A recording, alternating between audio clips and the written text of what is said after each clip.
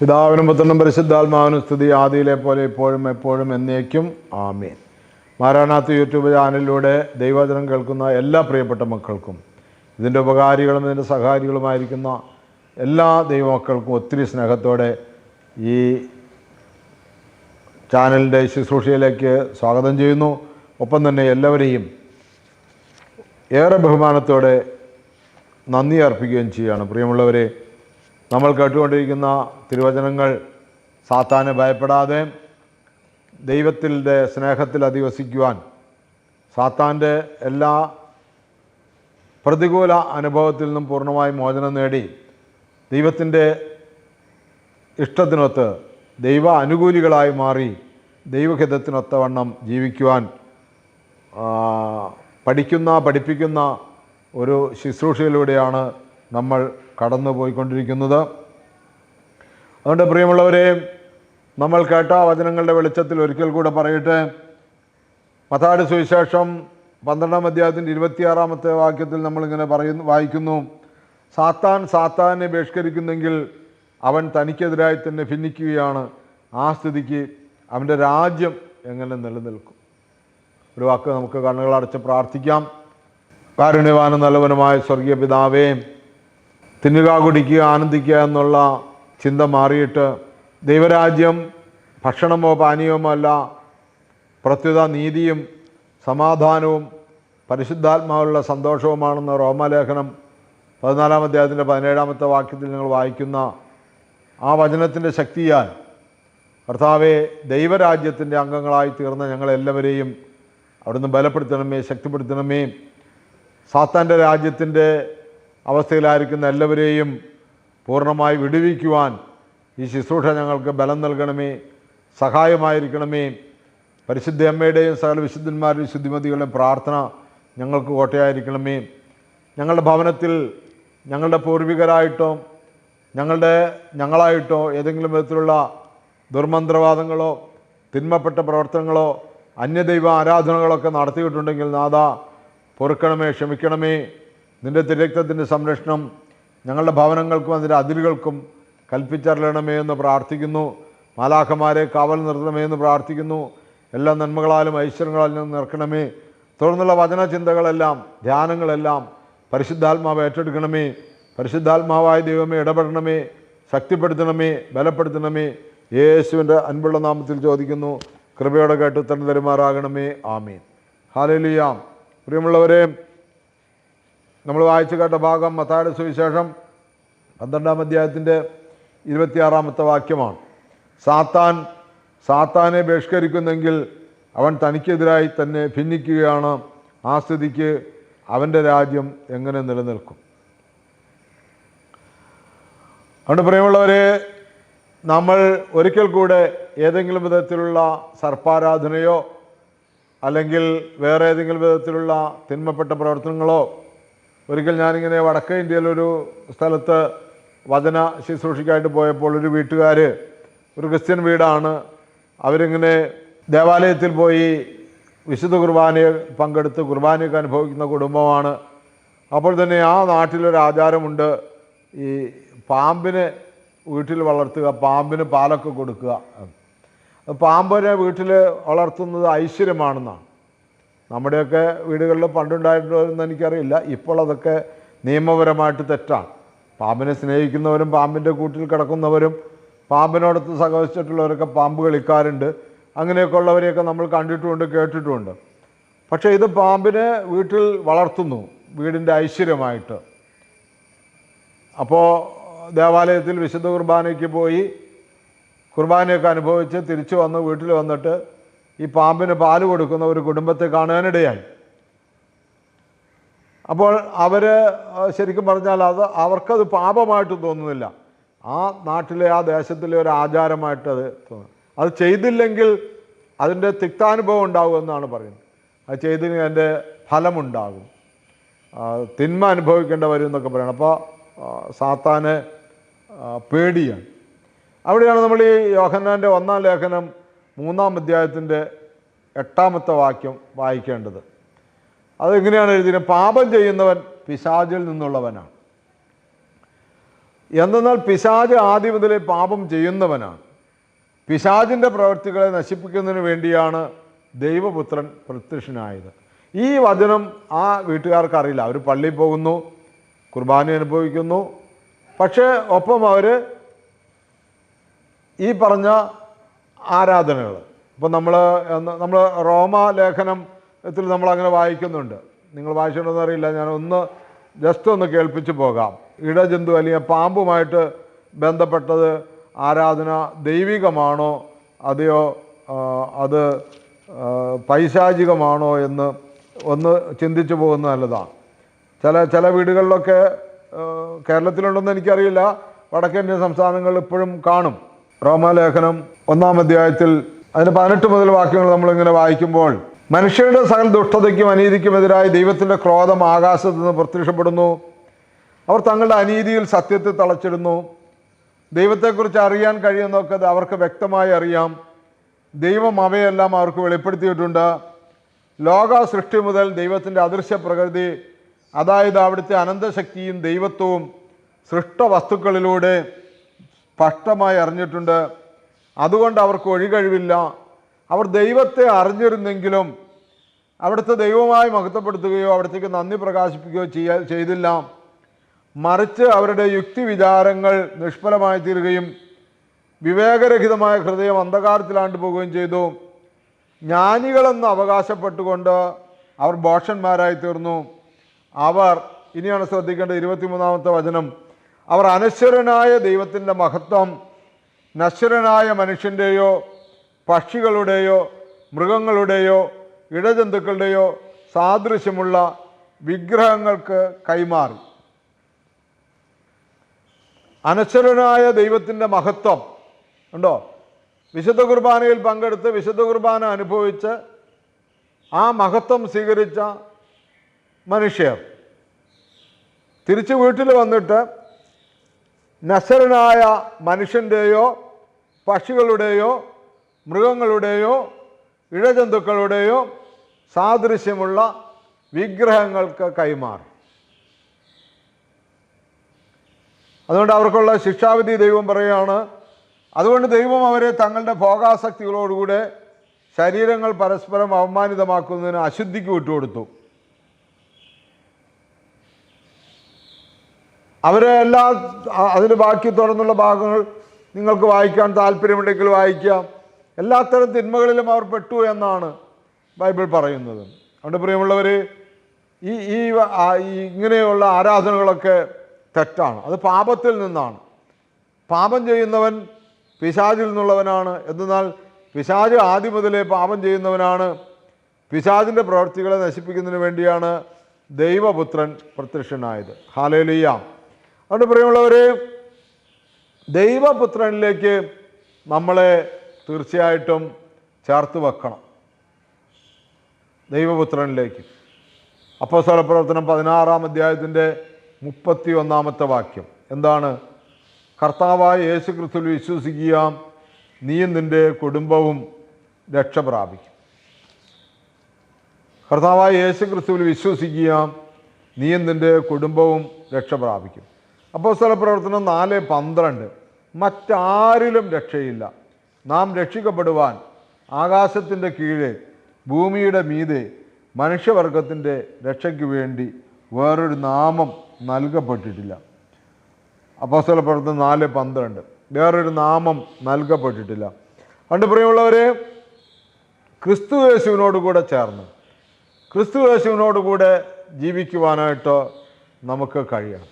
അതുകൊണ്ടാണ് ആ പാട്ടുകാരൻ ഇങ്ങനെ പാടിയത്, യേശുവോട് ചേർന്നിരിപ്പതെത്ര മോദമേ, യേശുവിനാ ജീവിക്കുന്നതെത്ര ഭാഗ്യമേ, യേശുവോട് ചേർന്നിരിപ്പതെത്ര മോദമേ, യേശുവിനാ ജീവിക്കുന്നതെത്ര ഭാഗ്യമേ.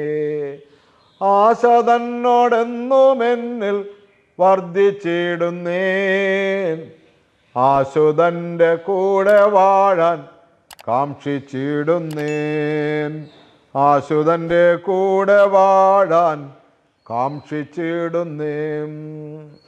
പ്രിയമുള്ളവരെ, യേശുവിനോട് ചേർന്നിരിക്കുക. യേശു ക്രിസ്തു അല്ലെങ്കിൽ മശിഹ എന്ന് പറഞ്ഞാൽ അതിൻ്റെ അർത്ഥം അഭിഷിക്തൻ എന്നാണ്. അഭിഷേകം ചെയ്യപ്പെട്ടവൻ മശിഹ, മനുഷ്യൻ്റെ പാപങ്ങളെ മോചിപ്പിച്ച് സാത്താൻ്റെ അടിമത്തത്തിൽ നിന്ന് രക്ഷിക്കുവാൻ. നമ്മൾ പെസഹ ആഘോഷിക്കുന്ന പോലും അതാണ്. യഹൂദന്മാരുടെ പെസഹ പാസ് ഓവർ എന്നാണ് അതിൻ്റെ അർത്ഥം, കടന്നു പോവുക.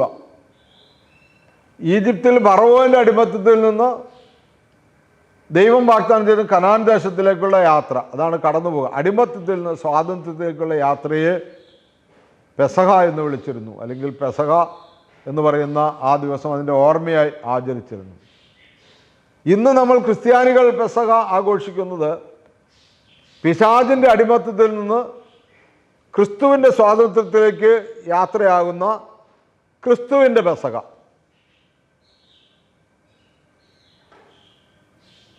പെസഹായാൽ പെസഹാടിനെ നീക്കി ക്രിസ്തു ആകുന്ന കുഞ്ഞാട് നമുക്ക് വേണ്ടി മുറിക്കപ്പെട്ടു. സാത്താൻ്റെ തല തകർത്തു. അപ്പോൾ യേശു ക്രിസ്തു അഭിഷേകം ചെയ്യപ്പെട്ടവൻ മശിഹ എന്നർത്ഥം വരുന്ന ആ ക്രിസ്തുവിനെ യോഹന്നാന്റെ സുവിശേഷം 1:41, യോഹന്നാന്റെ സുവിശേഷം 1-ാം അധ്യായം 41-ാമത്തെ വാക്യം, ഞങ്ങൾ മശിഹായെ ക്രിസ്തുവിനെ കണ്ടു എന്ന് സഹോദരങ്ങളായ അന്ത്രയോസ് ശിമയോനോട് പറഞ്ഞു. അന്ത്രയോസ് ശിമയോനോട് പറയുകയാണ്, അവർ സഹോദരങ്ങളാണ്, ഞങ്ങൾ മശിഹായെ കണ്ടു. മശിഹായെ കണ്ടു എന്ന് പറഞ്ഞാൽ ഞങ്ങൾ രക്ഷകനെ കണ്ടു. പ്രിയമുള്ളവരെ, നമുക്കും അതുപോലെ നമ്മുടെ അടുത്തിരിക്കുന്ന ഒരാളോട് പറയാൻ കഴിയണം, നമ്മുടെ സ്വന്തപ്പെട്ടവരോട് ബന്ധപ്പെട്ടവരോട് പറയാൻ കഴിയണം, ഞങ്ങൾ രക്ഷകനെ മശിഹായെ കണ്ടു, മശിഹായെ കണ്ടു, രക്ഷകനെ കണ്ടു. ഇത് പറയാൻ നമുക്ക് കഴിയണം. അപ്പോസ്തല പ്രവർത്തനം 10-ാം അധ്യായത്തിൻ്റെ 38-ാമത്തെ വാക്യത്തിൽ നമ്മൾ വായിക്കുന്നുണ്ട്, നസ്രായന യേശുവിനെ പരിശുദ്ധാത്മാവിനാലും ശക്തിയാലും ദൈവം എങ്ങനെ അഭിഷേകം ചെയ്തുവെന്നും അവൻ എപ്രകാരം നന്മ പ്രവർത്തിച്ചുകൊണ്ട് പിശാചിനാൽ പീഡിപ്പിക്കപ്പെട്ടവരെ സുഖപ്പെടുത്തിക്കൊണ്ട് ചുറ്റി സഞ്ചരിച്ചുവെന്നും നിങ്ങൾക്കറിയാം. അപ്പോസ്തലന്മാർ പറയുകയാണ്, അന്നത്തെ ക്രിസ്ത്യാനികളോട് പറയുകയാണ്, നിങ്ങൾക്കറിയാം. എന്തറിയാം? നസ്രായനായ യേശുവിനെ പരിശുദ്ധാത്മാവിനാലും ശക്തിയാലും ദൈവം എങ്ങനെ അഭിഷേകം ചെയ്തുവെന്നും അവൻ എപ്രകാരം നന്മ പ്രവർത്തിച്ചുകൊണ്ട് പിശാചിനാൽ പീഡിക്കപ്പെട്ടവരെ സുഖപ്പെടുത്തിക്കൊണ്ട് ചുറ്റി സഞ്ചരിച്ചുവെന്ന് നിങ്ങൾക്കറിയാം. എങ്ങനെ അറിയാം? യോഹന്നാൻ്റെ സുവിശേഷം നമ്മൾ വായിക്കുമ്പോൾ, പ്രിയമുള്ളവരെ, അവൻ യോർദാൻ നദിയിൽ സ്നാപയോഹന്നാൻ്റെ അടുക്കൽ സ്നാനത്തിനായി വരുമ്പോൾ ഇതാ പ്രാവിൻ്റെ രൂപത്തിൽ പരിശുദ്ധാത്മാവ് അവൻ്റെ മേൽ വന്നു. ഇവൻ എൻ്റെ പ്രിയപുത്രൻ, ഇവന് ചെവി കൊടുക്കുക എന്ന ഒരു സ്വരം കേട്ടു. ഇവൻ എൻ്റെ പ്രിയപുത്രൻ, ഇവന് നിങ്ങൾ ചെവി കൊടുക്കുക, ഇവൻ്റെ സ്വരം ശ്രദ്ധിക്കുക. ഹാലേലുയ്യാം, ഹാലേലുയ്യാം. യേശുവേ നന്ദി, യേശുവേ സ്തോത്രം. ഇവൻ എൻ്റെ പ്രിയപുത്രൻ, ഇവന് ചെവി കൊടുക്കുക. അതേ പ്രിയമുള്ളവരെ, ഇവൻ എൻ്റെ പ്രിയപുത്രനാണ്. വീണ്ടും യോഹന്നാൻ്റെ സുവിശേഷം നമ്മൾ 1-ാം അധ്യായത്തിൻ്റെ 12-ാമത്തെ വാക്യത്തിൽ വായിക്കുമ്പോൾ, തന്നെ സ്വീകരിച്ചവർക്കെല്ലാം, തൻ്റെ നാമത്തിൽ വിശ്വസിക്കുന്നവർക്കെല്ലാം ദൈവമക്കളാകാൻ അവൻ കഴിവ് നൽകി. അവർ ജനിച്ചത് രക്തത്തിൽ നിന്നോ ശാരീരിക അഭിലാഷത്തിൽ നിന്നോ പുരുഷൻ്റെ ഇച്ഛയിൽ നിന്നല്ല, ദൈവത്തിൽ നിന്നത്രേ. തന്നെ സ്വീകരിച്ചവർക്കെല്ലാം, യേശുക്രിസ്തുവിനെ സ്വീകരിച്ചവർക്കെല്ലാം, യേശുക്രിസ്തുവിൻ്റെ നാമത്തിൽ വിശ്വസിക്കുന്നവർക്കെല്ലാം ദൈവമക്കളാകാൻ അവൻ കഴിവ് നൽകി. ഹല്ലേലൂയ. പ്രിയമുള്ളവരെ, ക്രിസ്തു യേശുവിനെ സ്വീകരിച്ച് ക്രിസ്തു യേശുവിൻ്റെ നാമത്തിൽ വിശ്വസിക്കുന്നവർക്ക് ദൈവമക്കളാകുവാനുള്ള കഴിവ് ദൈവം യേശു ക്രിസ്തുവിലൂടെ നൽകി. ഹല്ലേലൂയ, സ്തോത്രം. നന്ദിയോടെ നമുക്ക് ദൈവത്തെ മഹത്വപ്പെടുത്താൻ പ്രിയമുള്ളവർ. അതുകൊണ്ട് സാത്താൻ്റെ പ്രവർത്തനങ്ങളെ, നമ്മളെ പീഡിപ്പിച്ചുകൊണ്ടിരുന്ന സാത്താൻ്റെ പ്രവർത്തനങ്ങളെ ഇല്ലായ്മ ചെയ്യുവാൻ യേശു ക്രിസ്തു ഭൂമിയിൽ വന്നു. നമുക്ക് ധൈര്യമായി പറയാൻ കഴിയണം, ഞാൻ യേശുവിനെ കണ്ടു, ഞാൻ യേശുവിനെ കണ്ടു. അന്ത്രയോസ് ശിമയോനോട് പറഞ്ഞതുപോലെ ഞങ്ങൾ യേശുവിനെ കണ്ടു, ഞങ്ങൾ യേശുവിനെ കണ്ടു. നമുക്കും പറയാൻ കഴിയണം, ഞങ്ങളും യേശുവിനെ കണ്ടു, ഞങ്ങൾ യേശുവിനെ കണ്ടു. Hallelujah, hallelujah, hallelujah. യേശുവിനെ ഞങ്ങൾ കണ്ടു എന്ന് പറയുവാൻ തക്കവണ്ണം ദൈവം നമ്മളെല്ലാവരെയും അനുഗ്രഹിക്കട്ടെ. പ്രിയമുള്ളവരെ, യേശുക്രിസ്തുവിനെ കണ്ടു, അവനിൽ വിശ്വസിച്ചു. എന്താണ് നമുക്ക് കിട്ടിയിരിക്കുന്നത്? തന്നെ സ്വീകരിച്ചവർക്കെല്ലാം. എന്തൊരു അനുഭവമാണ്, എന്തൊരു അതിശയമാണ്, എന്തൊരു വ്യക്തിപ്രാഭവമാണ് നമുക്ക് കിട്ടിയിരിക്കുന്നത്. തന്നെ സ്വീകരിച്ചവർക്കെല്ലാം, തൻ്റെ നാമത്തിൽ വിശ്വസിക്കുന്നവർക്കെല്ലാം ദൈവമക്കളാകാൻ അവൻ കഴിവ് നൽകി. ഇത് അവർ ജനിച്ചത് രക്തത്തിൽ നിന്നോ ശാരീരികാഭിലാഷത്തിൽ നിന്നോ പുരുഷൻ്റെ ഇച്ഛയിൽ നിന്നോ അല്ല, ദൈവത്തിൽ നിന്ന് അത്രേ, ദൈവത്തിൽ നിന്ന് അത്രേ. അതുകൊണ്ട് പത്രോസ്ലീഹ പറയുന്നു, നിങ്ങൾ വീണ്ടും ജനിച്ചിരിക്കുന്നത് നശ്വരമായ ബീജത്തിൽ നിന്നല്ല, സജീവവും സനാതനവുമായ അനശ്വരമായ ബീജത്തിൽ നിന്നാണ്. സജീവവും സനാതനവുമായ ദൈവവചനത്തിൽ നിന്ന് നിങ്ങൾ വീണ്ടും ജനിച്ചിരിക്കുന്നു. 1 പത്രോസ് 1:23. പ്രിയമുള്ളവരെ, ഒരു വീണ്ടും ജനനം ക്രിസ്തുവിലൂടെ നമ്മൾ സ്വീകരിക്കേണ്ടിയിരിക്കുന്നു. പരിശുദ്ധ മാമോദീസ എന്ന കൂദാശയിലൂടെ നമ്മളുടെ ജന്മപാപങ്ങളെ കഴുകി നമ്മൾ പുണ്യാവസ്ഥയിലേക്ക് എത്തി. എന്നാൽ യേശുക്രിസ്തു പറയുന്ന ശമരിയാക്കാരൻ്റെ ഉപമയിലൂടെ പറയുന്ന കഥയിലൂടെ നമ്മൾ യെരൂശലേമിൽ നിന്ന്, പിതാവിൻ്റെ ഭവനത്തിൽ നിന്ന് നമ്മൾ എരീഹോയിലേക്ക് യാത്ര ചെയ്തപ്പോൾ ആ കൂദാശയിലൂടെ പരിശുദ്ധാത്മ നിറവിൽ നമുക്ക് ലഭിച്ച, മാമോദീസ എന്ന കൂദാശയിലൂടെ ലഭിച്ച ആ വിശുദ്ധ വസ്ത്രം ഈ കള്ളന്മാരാകുന്ന സാത്താൻ അഴിച്ച് പറിച്ച് നമ്മളെ അർത്ഥപ്രാണ നഗ്നാക്കി തെരുവിലിട്ട് കളഞ്ഞു എന്നുള്ളതാണ്. എന്ന് പറഞ്ഞാൽ നമ്മളിപ്പോൾ പണ്ടാരോട് പറഞ്ഞ പോലെ ചെകുത്താനും കടലിനും ഇടയിൽ എന്ന് പറഞ്ഞ പോലെ ദൈവത്തിലാണോ ദൈവത്തിലാണ്, പിശാചിലാണോ പിശാചിലാണ്. ലോകവും അതിൻ്റെ മോഹങ്ങളും നമ്മൾ സുഖിച്ച് ആഡംബരപൂർവ്വം ജീവിക്കുന്നു, ഒപ്പം തന്നെ നമ്മൾ ദൈവത്തിലാണെന്ന് പറയുകയും ചെയ്യുന്നു. അതുകൊണ്ട് ഒരു അർത്ഥപ്രാണ നഗ്നാവസ്ഥയിലാണെന്നുള്ള തിരിച്ചറിവ് വരിക.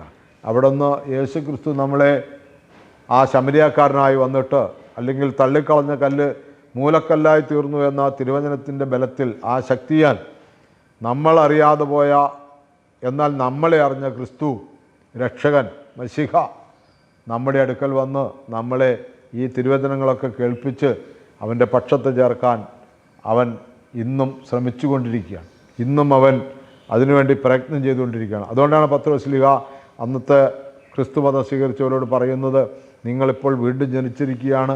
അത് ജഡത്തിൽ നിന്നല്ല, അത് പുരുഷൻ്റെ ഇച്ഛയിൽ നിന്നല്ല, ശാരീരികാഭിലാഷത്തിൽ നിന്നല്ല, മറിച്ച് ദൈവവചനത്തിൻ്റെ സജീവമായ എന്നും നിലനിൽക്കുന്ന ദൈവവചനത്തിൽ നിന്നാണ്. കെട്ടുപോകുന്ന ബീജത്താലല്ല, കെടാത്ത ബീജം. അപ്പോൾ ഏതാണ് നമ്മളെ വീണ്ടും ജനിപ്പിക്കുന്ന ബീജം? ദൈവവചനം. ദൈവവചനം കേട്ട് ആ വചനം നമ്മൾ സ്വീകരിച്ച്, ആ വചനത്തെ നമ്മൾ സ്വീകരിക്കുമ്പോൾ നമ്മൾ ദൈവമക്കളുടെ പദവിയിലേക്ക് ഉയർന്നു വന്ന വിശ്വാസത്തോടു കൂടി, ഇനി പ്രിയമുള്ളവരെ, നമ്മൾ ദൈവജനമല്ല, നമ്മൾ ദൈവത്തിൻ്റെ മക്കളാണ്. നമ്മൾ ദൈവത്തിൻ്റെ മക്കളാണ്, നമ്മൾ ദൈവജനമല്ല. ആ ഒരു വിശ്വാസം നമ്മുടെ ഉള്ളിലുണ്ടായിരിക്കണം. അതുകൊണ്ടാണ് ആദിമ ക്രിസ്ത്യാനികൾ, നമ്മൾ ഈ ലേഖനങ്ങൾ, വരുന്ന ലേഖനങ്ങളൊക്കെ വായിക്കുമ്പോൾ എല്ലാ ലേഖനങ്ങളും, മിക്കവാറും ലേഖനങ്ങളിൽ ഒന്ന് ലേഖനം കഴിഞ്ഞു രണ്ടാമത്തേതൊക്കെ വരുമ്പോൾ ആ സഭാവിശ്വാസികളെ പലപ്പോഴും ശാസിച്ചും ഉപദേശിച്ചും കുറ്റപ്പെടുത്തിക്കൊണ്ടൊക്കെയാണ് അപ്പോസ്തലന്മാരെ പ്രസംഗിക്കുന്നത്.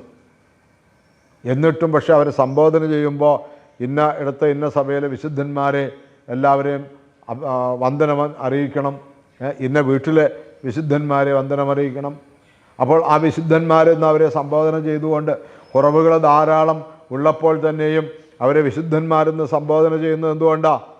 ഞാൻ നേരത്തെ പറഞ്ഞിട്ടുള്ളതാണ്, ഈ ഒരു തിരിച്ചറിവുള്ളതാണ് ദൈവമക്കൾ എന്നുള്ള ആ ഒരു തിരിച്ചറിവുള്ളതാണ്. നമുക്ക് പ്രാർത്ഥിക്കാം. ഞങ്ങൾ അത്യധികമായി സ്നേഹിക്കുന്ന സ്വർഗ്ഗപിതാവേ, തന്നെ കൈക്കൊണ്ട് തൻ്റെ നാമത്തിൽ വിശ്വസിക്കുന്ന ഏവർക്കും ദൈവമക്കളാകാൻ കഴിവ് നൽകിയെന്ന തിരുവചനം ഞങ്ങൾ ഓർക്കുന്നു കർത്താവേ. ഞങ്ങൾ അവിടുത്തെ മക്കളാണെന്നുള്ള തിരിച്ചറിവിൽ ഞങ്ങൾ പ്രാർത്ഥിക്കുന്നു നാഥാ. മക്കളെങ്കിൽ ഞങ്ങൾ അവകാശികളാണ്, അങ്ങയുടെ മാത്രം അവകാശികൾ. യേശുവേ, പൈശാചികമായിട്ടുള്ള എല്ലാ പീഡനങ്ങളിൽ നിന്നും എല്ലാ ബന്ധനങ്ങളും ഞങ്ങൾ വിടുവിക്കാനാണ് മനുഷ്യപുത്രൻ ദൈവപുത്രൻ വന്നതെന്ന് ഞങ്ങൾ തിരിച്ചറിയുന്നു. ഞങ്ങൾ ക്രിസ്തുവിൻ്റെ കൂട്ടവകാശികളും സ്വന്തം മക്കളാണെന്ന് തിരിച്ചറിയുന്നു കർത്താവെ. കൃപ ചൊരിയണമേ. ഞങ്ങൾ ക്രിസ്തു മശിഹായെ കണ്ടു, ഞങ്ങൾ യേശു ക്രിസ്തുവിനെ കണ്ടു എന്ന് പറയത്തക്കവണ്ണമുള്ള ഒരു ആത്മധൈര്യം ഞങ്ങൾക്ക് നൽകണമേ. ഞങ്ങൾ വിശുദ്ധ കുർബാനയിൽ യേശു ക്രിസ്തുവിനെ കണ്ടു, ഞങ്ങൾ തിരുവചനത്തിൽ യേശുവിനെ കണ്ടു, പട്ടിണി പാവങ്ങളിൽ യേശുവിനെ കണ്ടു. യേശുവിനെ ഞങ്ങൾ കണ്ടു, അവനെ ഞങ്ങൾ ശുശ്രൂഷിച്ചു. ഇന്ന് അവൻ ഞങ്ങളെ സ്വന്തമാക്കിയിരിക്കുകയാണ്. ഈ ഒരു തിരിച്ചറിവോടുകൂടി സാത്താനെയും അവൻ്റെ ദൂതന്മാരെയും അവരുടെ ദുഷ്പ്രവർത്തികളെയും ഉപേക്ഷിക്കാൻ കർത്താവെ കൃപ നൽകണമേ. ഒരിക്കൽ കൂടെ ഞങ്ങളുടെ മാമോദീസയിലൂടെ ഞങ്ങൾ ഏറ്റുപറഞ്ഞ ആ വാക്കുകൾ ഞങ്ങൾ വീണ്ടും ചൊല്ലുന്നു. സാത്താനെ ഞങ്ങൾ ഉപേക്ഷിക്കുന്നു, ദൈവത്തെയും അവൻ്റെ ശക്തിയെയും അവൻ്റെ പരിശുദ്ധാത്മാവിനെയും അവിടുത്തെ പുത്രനായ യേശു ക്രിസ്തുവിനെ ഞങ്ങൾ സ്വീകരിക്കുന്നു. അവിടുത്തെ തിരുവചനത്തെ ഞങ്ങൾ സ്വീകരിക്കുന്നു. സാത്താനെ ഞങ്ങൾ തള്ളിക്കളയുന്നു. യേശുവെ നന്ദി, യേശുവെ സ്തോത്രം, യേശുവെ ആരാധന, യേശുവെ മഹത്വം. പിതാവിൻ്റെയും പുത്രൻ്റെയും പരിശുദ്ധാത്മാവിൻ്റെയും നാമത്തിൽ തന്നെ ആമേൻ.